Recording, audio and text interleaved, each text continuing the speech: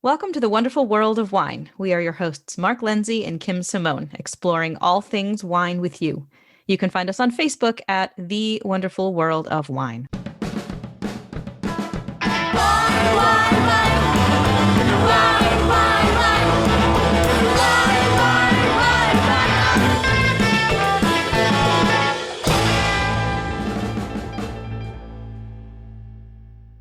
Hello, everyone, and welcome again to The Wonderful World of Wine, our podcast and radio show, where we bring you all the trending topics in the wine world. I'm Kim Simone. I'm here with my co-host, Mark Lindsay. How are you today, Mark? Hello, Kim. Great talking wine with you and our listeners again today. Always a wonderful thing to do. Sure is. So what do you got going on this week, Kim? So we've got a couple of articles that are more trending towards current events, I guess you could say. We just had change in office down in Washington, and that comes with it new folks in new positions. So we are hearing a little bit of rumbling about tariffs again, and will the new Biden administration repeal those 25% tariffs on wine from Spain and in France and a little bit Germany that really hit our industry hard last year and the year before. So I don't really think there is too much movement on this yet, but it looks like it could potentially be promising. I know when this first happened, Kim, we talked to our listeners about it, said this was in effect. And at the time, talked mostly about the wine. It did have impact on Scott. It did have impact on Irish spirits. So right. I think consumers were shopping this holiday season, this past holiday season. And I think that's when people really started to see there was a little increase. Did you notice a little increase on the shelf, Kim? Yeah. And I feel like I had started noticing this even earlier when we were talking about having to sort of rethink what was going to go on restaurant wine lists, because suddenly there were whole categories of wine that might have been a little bit of a loss leader for us. Like, we wouldn't necessarily have marked them up quite as much because we wanted to move through a lot of them and they were very popular, and we wanted to keep the price down so that customers would feel comfortable ordering those, whether it was a wine by the glass or just a wine that was particularly popular. But it got to the point where, with these additional tariffs on top of what we were already paying for the wine, that it was going to kind of reach a breaking point. Like, it would go over the threshold that it wouldn't seem like a value or even something that a consumer really wanted to spend their money on. So we in the restaurant side of this had started, I feel like, to see this earlier, but it took a little while for inventories to be moved through distributors and importers until that pricing really sort of kicked in. But it's been a while now, so it's definitely worked its way down to the prices that customers now see on shelves, both retail and in restaurants. So yeah, it's definitely having an impact. Just to recap for everybody, Kim, initially this was a 25% tariff that was put into effect. And when we first talked about it, and to this day, Kim, I still don't understand the politics. It had something to do with an Airbus plane deal over in Europe. Yeah, it was sort of this like back and forth, tit for tat thing between the EU and the US about parts going into Airbus and then parts going into Boeing planes, and whether certain groups were getting preferential treatment. And it was just sort of like this back and forth fight. So this tariff thing has been going on for quite a while, like almost 15 years, I believe. Yeah, but it didn't. I still don't understand how that related to it on wine and spirits. Like, nothing. There was it has nothing else? to do with wine. Why did they pick on us? Why? That's a very good question. I think because it packs a punch, because it hurts. But it's not like they then put, tariffs on any other mechanical product. No, they put it on wine. But it had absolutely nothing to do with wine. Like, wine is like the unfortunate bystander here who gets hit by the car. I think what I was reading too is when they first did it, they said, you know what? Well, we're going to hit you at home. We're going to hit you on your wine, right? But not thinking about the American consumer or the American distributors or importers, how it affected them and their jobs and the economy on our side, it really backfired. I know when we first reported about it, there were people going into Washington saying, hey, think about this, think about what you did. But once it went into effect, now it's almost impossible to get away from it.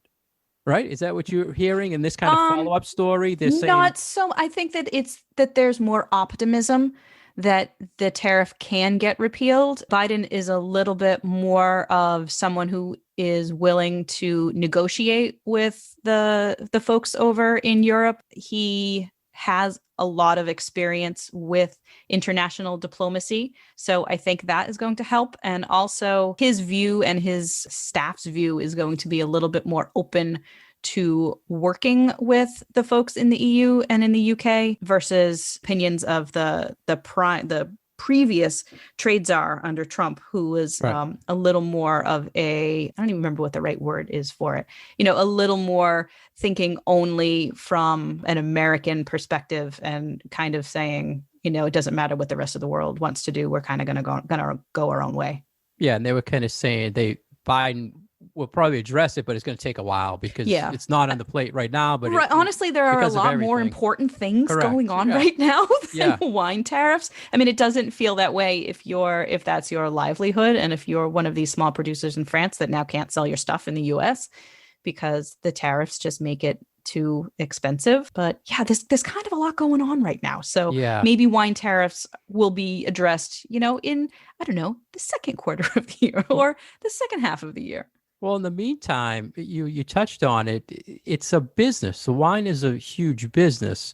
And a lot of these people are struggling right now because when it first went into effect, what I saw is a lot of the importers said, you know what? Say I'm an importer of French wine and I see this is going to effect. So I'm going to stock up a little bit, right? I'm going to import a little bit more, go a little heavier, or maybe pre-buy at a certain rate. And then now it's at the point where these guys have to make a choice. So let's take, for instance, there's a $10 bottle of French wine on the shelf, and now it's a 25% tariff. So do you mark it up to $12.50, $12.99, that a brand that's been a $10 brand for the life of since it's been in the United States, or do you eat that cost? And the people in that position cannot eat that money and pay the tariff, right? So now they're struggling.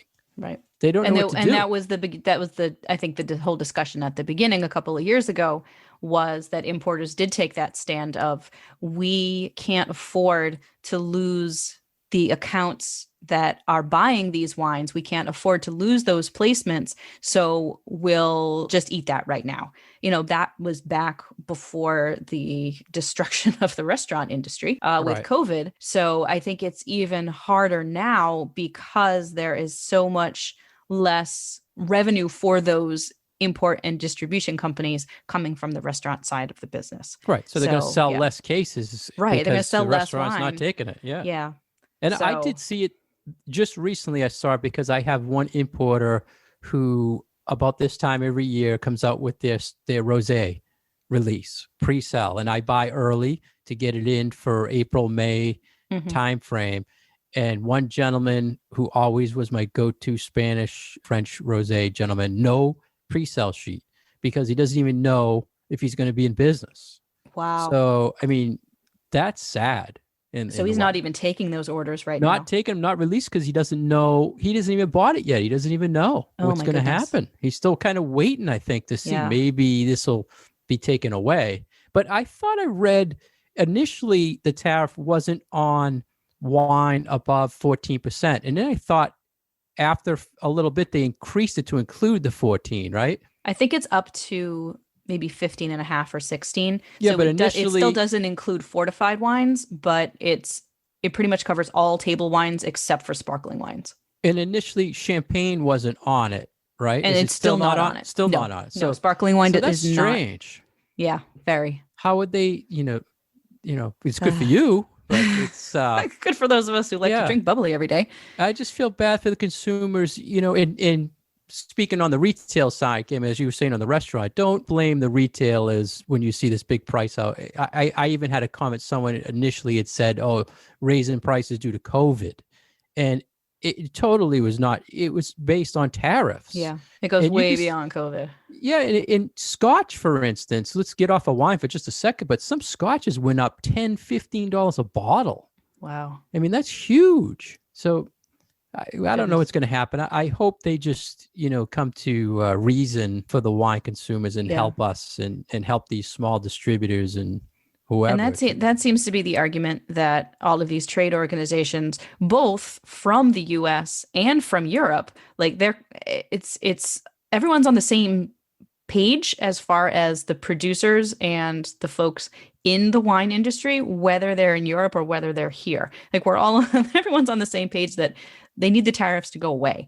And the argument that the trade associations in the US are trying to bring to Washington are just that hey, this is doing more harm to American businesses than it is doing harm to European businesses. So whether the point of this was sort of like a gotcha kind of thing, it's backfired. And it is really detrimental to not only consumers here who have to pay more for those wines, because if you are a wine drinker and you are a fine wine drinker, not even just a fine wine drinker, like $15 bottle of wine every once in a while, but it's something that's special to you, and you have something specific that you like from a certain region of Spain or of France. Maybe you really like Bordeaux, and it doesn't have to be expensive Bordeaux, but maybe you have a favorite.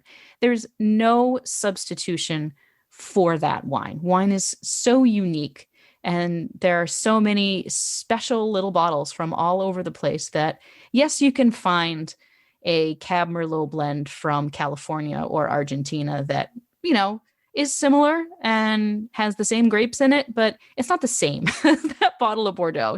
There's nothing like a bottle of Sancerre. There isn't. Yeah. And, that I think that's one of the things that makes this argument of, oh, well, people will just buy American wines instead, kind of falls flat, because people are still wanting to have those bottles from those special places. So Right. I'm And hoping. back to your point, you were saying about being in the restaurant when you were looking at the list and adjusting, right? Do you think?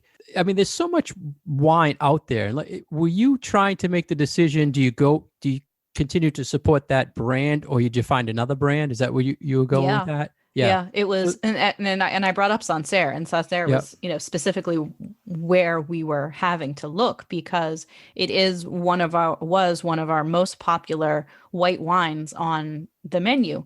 But if you have a glass of Sancerre that used to go for, say, $11 a glass, that you now have to sell for $16 a glass, people aren't going to buy it, because it's the same wine that they knew that they were getting for $11 a glass 6 months ago. Right. So, but there's no equivalent to Right. Sancerre. I mean, there Right. are close things, but sometimes it's that name that has the recognition, the style idea and the imagination of consumers. So it's hard to try to change a consumer's buying habit so quickly, and just tell them, oh, we can't get Sancerre at a reasonable price anymore, but we've got this wonderful one we've got this great Sauvignon Blanc from Chile. It's just not quite the same. Yeah. And I'm sure people have seen on the shelves things changing a lot. And we talked about maybe it was due to supply and demand during the whole COVID price. A lot of it probably had to do with people changing out to something else because their go-to were hit with tariffs and they didn't want to supply it anymore, Yeah. get it anymore. And as a wine buyer, lately for me, it's searching out these things and doing more research to find out, why is this one guy's price so much less than this other guy's? Why is he affected by the tariff? So you have to do a little bit more research than in the past to really be a educated shopper or buyer nowadays. And I think it's, one of the reasons why we talk about a lot of different topics on our show is because I think sometimes it can be important for consumers like yourselves listening to us to understand what goes on in the background. Like, it's not something that stays the same all the time. There are changes and there are impacts from other things going on in the world. So this is just a little view into what goes on behind the curtain. Politics and wine in the wine industry. Don't match. Politics and wine. It doesn't match. I didn't understand it then. I still don't understand it now, but I definitely understand the effect of it now. Yeah. Well, I think we can be a little more optimistic with this administration that there is the possibility of it being repealed. Not saying that it will happen, but I think the possibility is still there.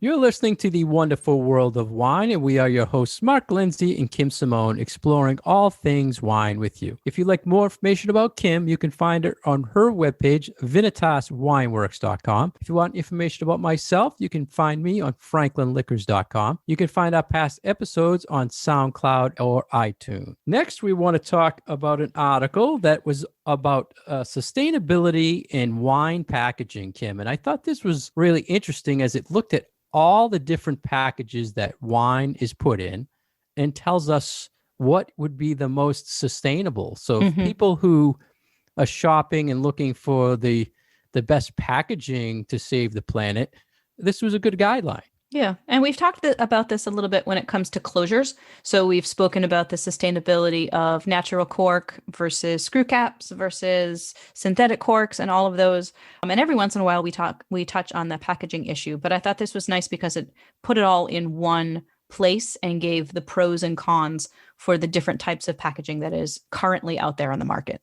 So for our listeners, Kim, they're thinking, geez, my wine package is not sustainable. What do you mean? So can you just give a little background or information about that? It's not just about how the particular packaging that your wine comes in is disposed of. So whether it goes into a landfill or whether it gets recycled, but it also takes into account the production for that piece of glass or that aluminum can from start to finish.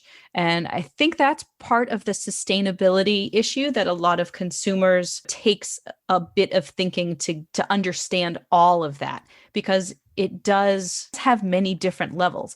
So when you think about sustainable wine, we often think about the juice and the winery and the vineyard and, are they using tractors or are they using people to pick the grapes? Are they solar power? All of the ways that go into making the wine and having that be sustainable from a farming and a manufacturing perspective. But thinking about the packaging and how the packaging is made is also really, really important. And it's something that wineries have been paying attention to. And it's something that folks who pay attention to environmental issues closely have also been keeping an eye on. So yes. I think what's interesting is because it seems like the item on our list here that is most often recycled by people actually is the least good for the environment. And that is glass bottles. Yeah, glass is by far the vessel for most wines being sold. I've seen trends lately where people are actually going more towards the big, thick glass, Kim, which is like a no-no in the sustainability It's so counterintuitive. World, right? I Yeah, know. because of the weight. I mean, just not only to make it, the energy to make it is more, but the shipping, all of that uses more energy. And there's a resurgence, I feel, towards that big, thick glass bottle, which in the past we talked about. I love when a wine is in a nice package, but then myself thinking after reading this article, I'm like, you know what? I never really think about the sustainability part of it when I drink in that nice big glass bottle. And it is heavy. And I tell this to people all the time when they ask me about this question, the sustainability issue and what's the best kind of packaging. Glass is heavy. And yes, you can recycle it. I mean, that is one of the pros of using glass, but it takes energy not only to make the glass in the first place, but it takes energy to make more glass out of recycled glass. There's a show on Netflix right now about glass blowing. Have you seen this show? It's called Blown Away. It's all about glass blowing. And they do talk a lot about hard on the environment making glass is, because you have to keep those ovens so hot, like thousands of degrees hot, like 2000 degrees for an oven for melting glass. And they have to be on all the time. And it uses a lot of resources. So it's not just that so much energy has to go into the actual glass making, but then because glass is so heavy, as it is shipped around the world, also with wine in it, there are fuel costs that are associated with that. So those two things put together, I think, is what is, trending towards glass maybe not being the packaging of the future if we are to live in any sort of sustainable way with the planet. And you mentioned, Kim, when it goes to be recycled too, there's just as much energy Yeah. used to melt it back down again. Yep. Even though we're recycling it, But it's it still taking up a takes, lot of yeah. energy. So you're recycling the raw material, but it still takes more energy to then make more glass out of it or They make a gave new a glass bottle out of it. they gave a stat, Kim, and said in 2018 in the world there was something like 33 billion wine glass bottles. It's a lot of bottles. Yeah, A lot of imagine bottles. that. That's a lot. That is a lot. So How, imagine how, how that. many of those did you drink? Yeah, about a billion this year. Jeez. So they talked about glass, which well, everyone's buying wine and glass, and then they mentioned aluminum or cans, Yep. which I think is an interesting thing because I still we talked about this in the past, but I still don't see the movement for it, and I definitely don't see people buying wine and cans for the recycling reason or for Hmm. the sustainability reason. But it does have a lot of good things going for it. So, yes, it might not be the thing that consumers are looking for in their packaging, which does have to be taken into consideration because if the market doesn't want it, then it doesn't matter how good the idea is or how sustainable for the environment it is. If people aren't going to buy it, then it's no good. It's not, Right, it's not going right. to work. But I mean, But then cans have a lot of good things going for them because they're light and they are less expensive to recycle. It still does take that energy and power and such to recycle them. But I thought that it was an interesting comment in this article about cans and that cans could be the thing to go towards, but it needs a new production model. So things need to be changed in order to make it even more of a sustainable type of practice. yeah, it says they use a lot of electricity Mm-hmm. on the production side, right? Is Yep. that what you were hitting about? Yes. Yep. Yeah, but still they're saying it's 88% recyclable versus plastic, and they did mention it's better for the ocean, which Yep. I didn't understand. People chucking their cans in I didn't understand that part, but Maybe it comes back to the shore and people collect them. Or yeah, they also said something about it breaking down. yeah. I mean, in this year there was a huge shortage in aluminum, so I don't know Right. if that's I don't know the reason. Well, I think that goes into the conversation of infrastructure not being there as the business model right now. Like I actually think that one of the reasons why there was a shortage was because there were a lot of beverage companies that moved toward putting their product in aluminum cans, not just wine, but all the Yeah, seltzers and things like that. And on the production side, it was not really anticipated. So there was not enough can to go around yeah. for So for all of these products. So I think that was an interesting problem that's like all of a sudden in a few months there was this move towards this type of packaging that no one was really ready for. so then they were cranking out all this aluminum, probably using up tons more energy, right, Probably. to make the Ugh. cans, right? Well, now we got plenty No. of Well, cans. then, yeah. Then they talked about the wine box, Kim. And this was always a big marketing thing when box wine first came out, right? They were actually putting on the package, this is more sustainable Recyclable. Yep. packaging, right? It's better for the world, better for the earth. But they said the bags must be BPA free, right? Is that Right. the biggest thing for sustainability? I think because the BPA can get into the soil and it's unhealthy for humans, so no one really wants those chemicals to be on the lining of cans or on the lining of plastic because it is considered detrimental to our health. But I think it also interferes. I could be wrong. I think it interferes with recycling, but I'm not really sure. I think it's more that it's an environmental and a human hazard than it is anything else. Now I have to But ask you. I know still, the you buy package that box. hmm? No, no, I was going to ask you. You buy and drink a lot of boxed wine. Do you recycle I recycle them? the Do you? cardboard part of it. Yeah. Oh, so you do take the bag out Yes. and then I okay. am a crazy recycler, Mark. All right. I thought I recycle anything chucking that it all can in be there. recycled.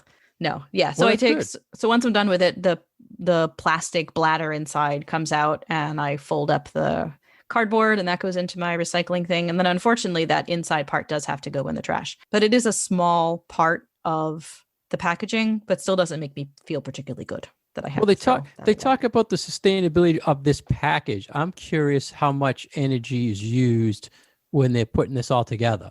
Yeah. I wonder Maybe if not it, as much because it's cardboard and plastic as yeah, opposed to metal and glass. yeah. I've just, I never saw anything saying, when the production of Yeah. it is worse than the actual product that it's in Yeah. type of thing.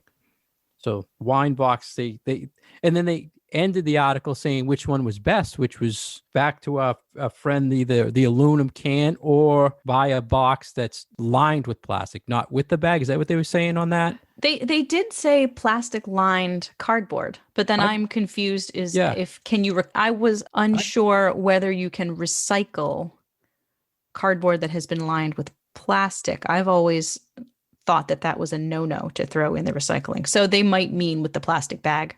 yeah, Yeah. it was kind of confusing. Yeah, that part was a little confusing. I did like their idea of just getting away from using these types of packaging and focusing more on reusable containers. Whenever I see this idea, I always think of the little wine shops in Italy near where we used to live that you would just bring your bottle kind of like a growler. You'd bring a bottle to the little store and they had wine not even on tap. It was like just you turn a spigot and and out comes the wine and you fill up and you cap it and you pay for it and you go home. And I think it would be really wonderful if we in here and Yeah, acknowledge. refilling. I And they mentioned they went one level further with the whole keg idea again. And I know we talked Mhm. about this in the past. Now, when you were in the restaurant, did you have keg wine on tap? No, no, No. the restaurants that I worked in did not have the keg capacity. But I was just having a conversation with someone recently about wines on tap, and it it may be something that becomes more of a typical thing that you would see at a bar or a restaurant. In the future, I know that it has become popular in certain places, like around New York City, places that have a lot of traffic of people who are hip and trendy or are into the newest thing. So I think that that could be something that in the future could be, available both in bars and restaurants and retail. Yeah, this I to actually think me it'd be really cool. is more something that a restaurant could use to promote that they're sustainable, saying, you know what, Hmm. we're not going to stock, 90 million bottles of this wine. We're just going to buy on tap, or we're going to Or buy a even keg just of the it. wines by the glass. I mean, you Yeah, would yeah, save exactly. so many bottles if Yep. your wines by the glass program came from kegs and from taps. And I thought it was a great idea. I looked real heavy into it because I was thinking to myself, we have all these people that are buying beer kegs Hmm. and having their own. At the time, the home beer systems were really popular, but you don't see it for, buy a home system for your wine keg or put one of these kegerators in your kitchen for wine, right? You could put a wine fridge, but you never see about putting a wine kegerator. I'd love a wine kegerator. Yeah. Because And now then it's they gonna be had, thinking like, and oh man. yeah, and people might be thinking of these huge, Three Stooges beer barrels, but they're actually little, they're small bladders. They're really small size and convenient sizes. Then, like a liter, I think it's 5 liter or 3 liter. It's not a lot of Yeah, wine. And then they have yeah. the 20 liter that you get your sake in at the Japanese restaurants. But I think it's a great idea. The movement is so slow. I know Yeah. there was a company in Rhode Island who was pretty much one of the inventors, I think, of the keg system, who sells them all over the world and fills them for wineries and everything. So hopefully that'll be something of the future to kind of save all this glass. And Yeah. I'm looking forward to the innovations that new people will come up with for these kinds of things. So I'm always excited about the future. So we'll see about wine packaging as well. Thank you for listening to us today on The Wonderful World of Wine. We've been your hosts, Kim Simone and Mark Lindsay. You can find us on Facebook at The Wonderful World of Wine. Please leave us your comments and questions. And as always, you can find past episodes on SoundCloud and iTunes. Cheers.